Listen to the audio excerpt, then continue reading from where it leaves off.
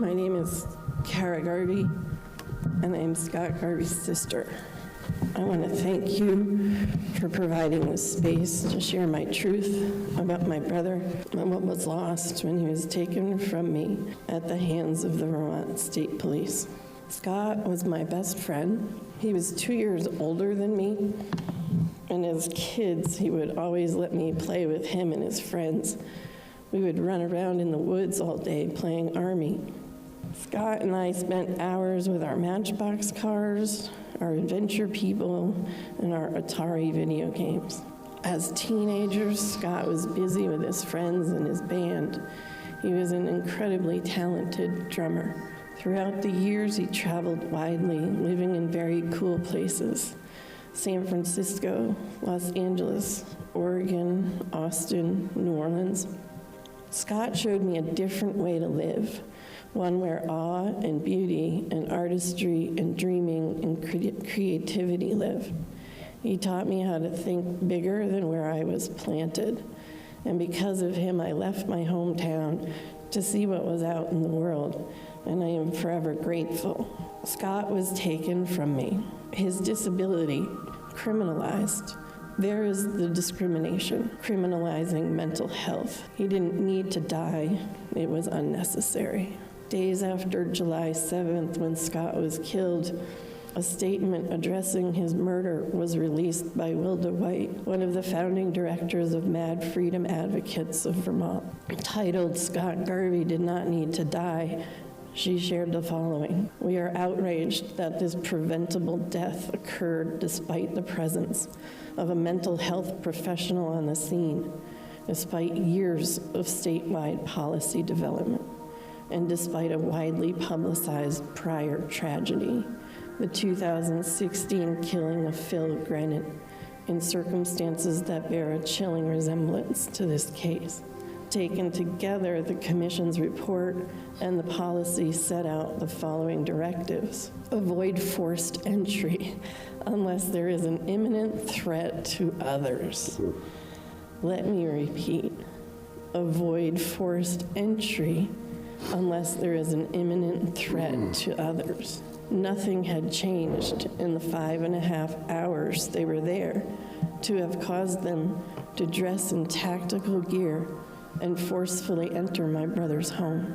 Number 2, use time, space, and containment to avoid confrontation. Number 3, allow embedded mental health professionals to lead crisis responses. 4, engage natural supports or known contacts to de-escalate the situation. When I asked a police officer if I could go to the door to talk with my brother, he said no. When I asked if I could meet them at the hospital, he said no. He never once looked me in the eye.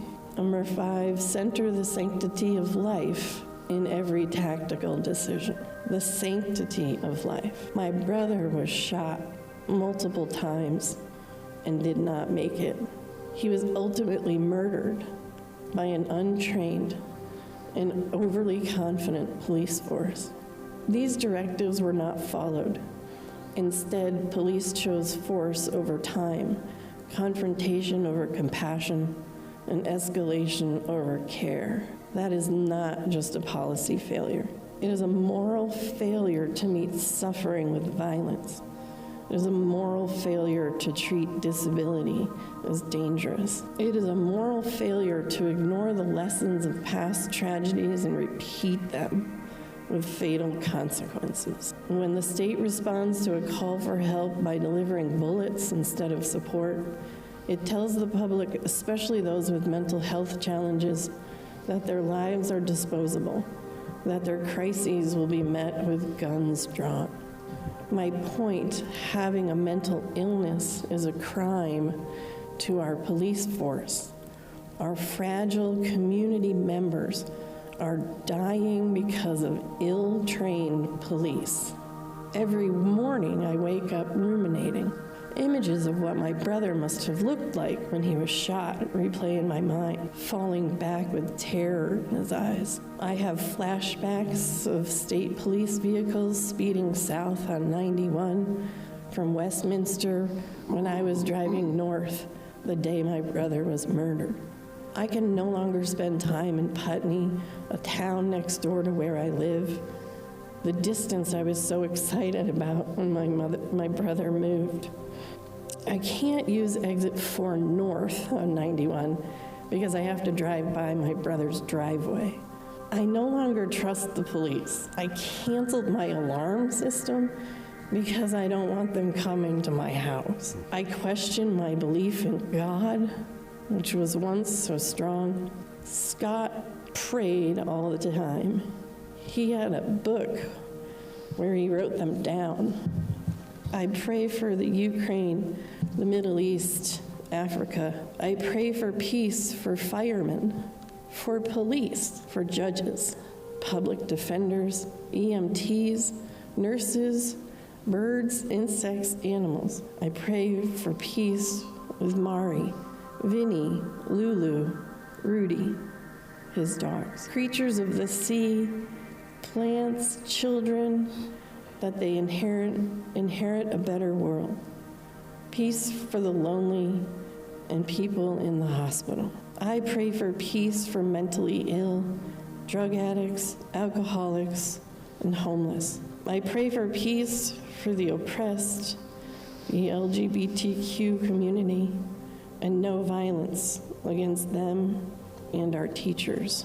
I lost my mom. She wants to die. And when she does, there's one less person who knows Scott and can share stories with me. I am unable to return to work.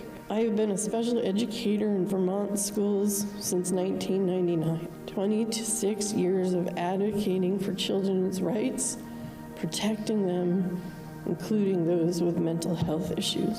I don't know if I can live in my town anymore.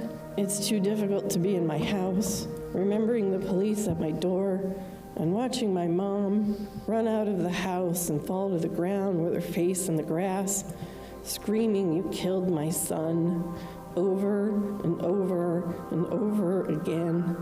I lost the opportunity to spend more time with my brother. The trips we planned to the beach, to music shows, to the movies. I have lost out on new conversations about life, what it all means, God, love, and hope.